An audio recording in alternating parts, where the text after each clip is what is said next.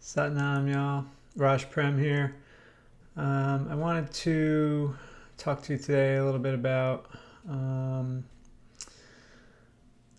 a feeling that I've come to know as one of not feeling safe.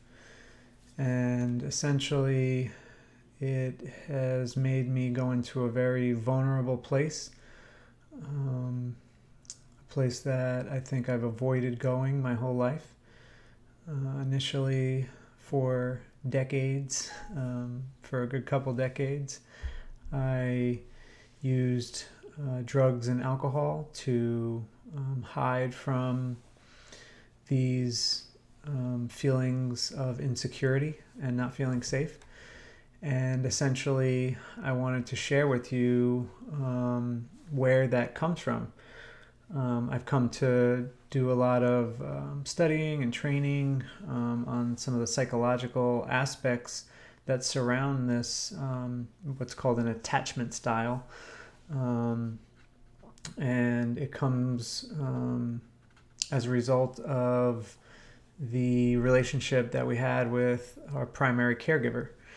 Um, and essentially, if when you were a baby or a child, you developed a lack of trust or you felt unsafe um, with your primary caregiver, you were in a position of complete vulnerability because you had absolutely no way to defend yourself. You couldn't run, you couldn't go anywhere, you couldn't move away, get divorced. There's no way out. And so you develop these coping mechanisms to deal with, it's basically like a fight or flight type of a scenario. And as an adult, it becomes really challenging because, we're trying to carry on our lives and do all the stuff on our list, and then try and come home and have a meaningful relationship with our significant other.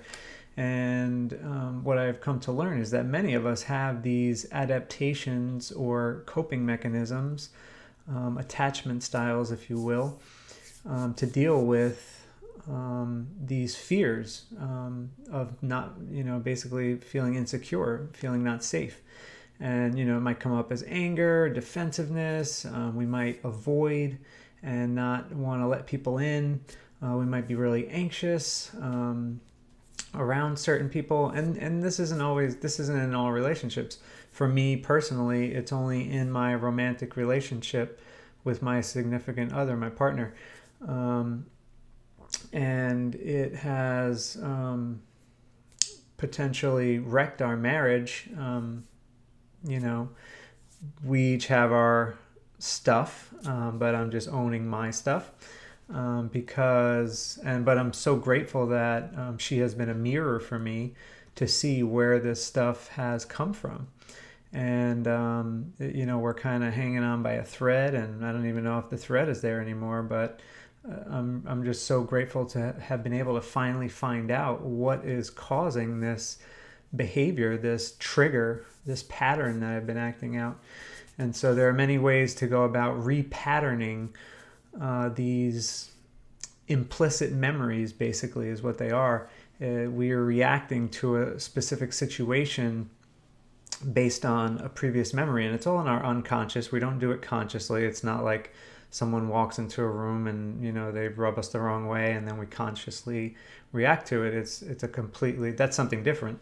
This is a completely unconscious pattern that I'm talking about. And so if you have some unconscious pattern in your relationship, it tends to show up in the places where we're most vulnerable in a romantic relationship or with a caregiver. So I would say to parents, be really careful about your facial expression, your tone of voice. Obviously, any kind of physical abuse, sexual abuse would be traumatic. So that's what it comes out as. It's almost like a PTSD, like a stress response, a response to stress.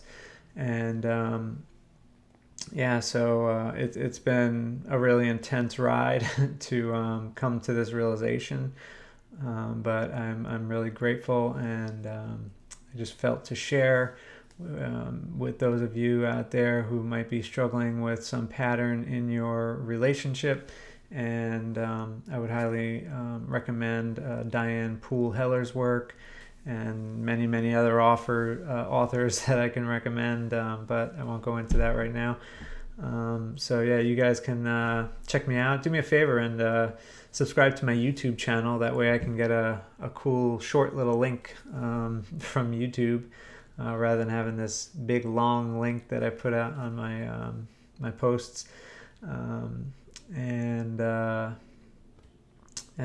if you wanted to learn more about it, I am becoming certified as a attachment specialist, attachment repatterning specialist. So please check us out at prajnaveda.com. That's prajnaveda.com. And I hope to see you all again soon. Namaste.